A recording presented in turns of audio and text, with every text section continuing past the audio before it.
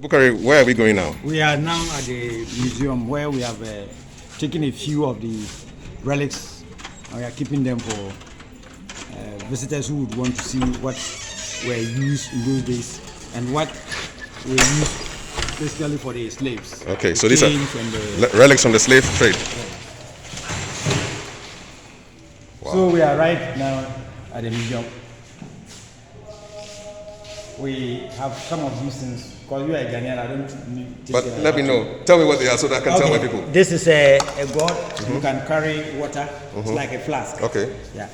We have a kind of this. We have this as a calabash, which is used for washing little children, babies. Oh, okay. And also pouring libation. Okay. Here in the north, I think that's what we do mostly. This is a calabash for fetching water. And also maybe I would say there were no pails, no rubber containers in those days. So they were using the calabashes to fetch water from the wells. You just need to get a cross form of a stick to the sides, and then tie up a rope and use that as a pail. Okay. Yeah, this is a water pot for drinking water. Carrying water also from the river or the well. This is a shea butter, which is so very dear to Ghana today. Yes. They are buying shares all around. These are calabashes, and this is a bigger calabash. So we have the smaller ones, and then we have those that are used for food, porridge, or maybe some. Yes. This is a bowl. Now behind you, what do we have? Yeah, behind. This is a Danish gun. Danish gun. Yes. So and these were the guns that were common in those days. So this is from like which year? The 17th, 18th century, 19th century? Yeah, I think that. It's a Danish gun. Danish gun. Okay. We have a bigger one there. They are inside it. And these guns were used for protecting the slaves when they are moving from the north to the south. And also moving across in the forest. Yes. These are spears also used to. So the Africans would use these? The Africans were using them. You carry them as they move along against wild animals in the bush. This is shackle. It's a shackle. For legs? For legs. Okay. And we told that it was used mostly for persons who were a bit stubborn. Okay. The ones who resisted. If it were today, we would not tell them they are stubborn. They have their freedom. Yes. So this is another one for the hand. Okay. It has a lock. Like handcuffs. Like a handcuff. Okay. So the shackles are there. Oh, shackles. And there's a long chain. But the chains were used for them when they come to the market. Okay. And for fear that they would escape, then you put them around the big baobab tree we talked about. Oh, almost like animals. You chain you to the baobab tree. By the shade. In the shade. The baobab tree was yes. shade. So this is the chains they used to secure them. Wow. So more spears here.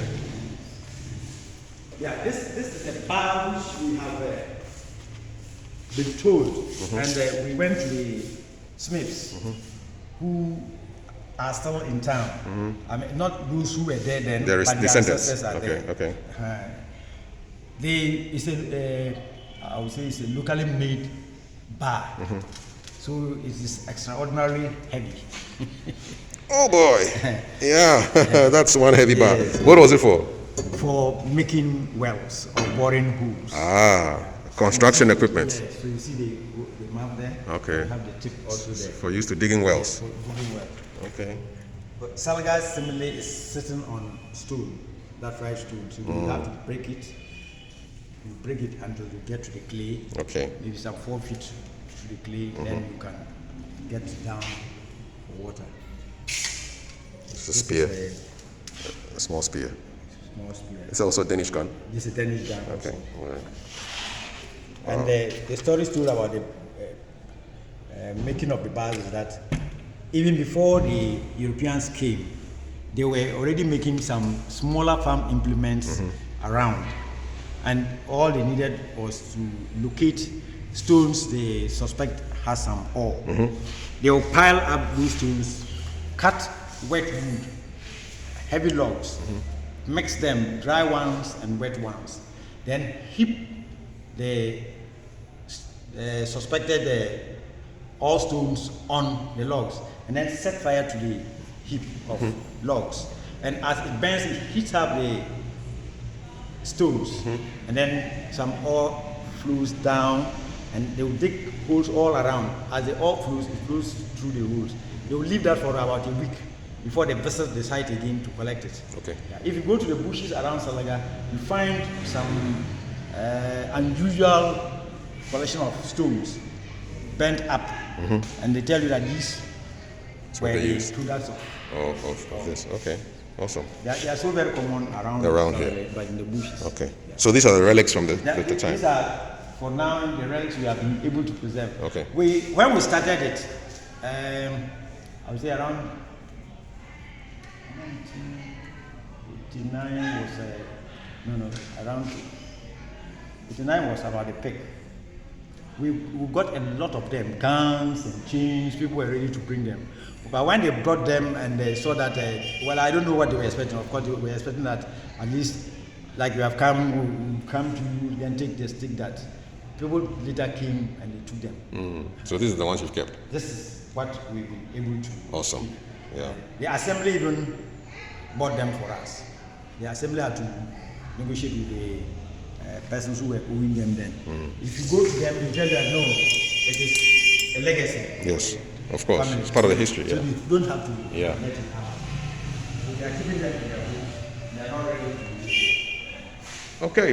Yeah. So where are we going now? We now will go to the slave wells and baths. Okay. Yeah. Awesome. And it's a bit far. Yes. So we'll go Like back. you're driving towards Somalia. Definitely. So you don't have a challenge. Thank you.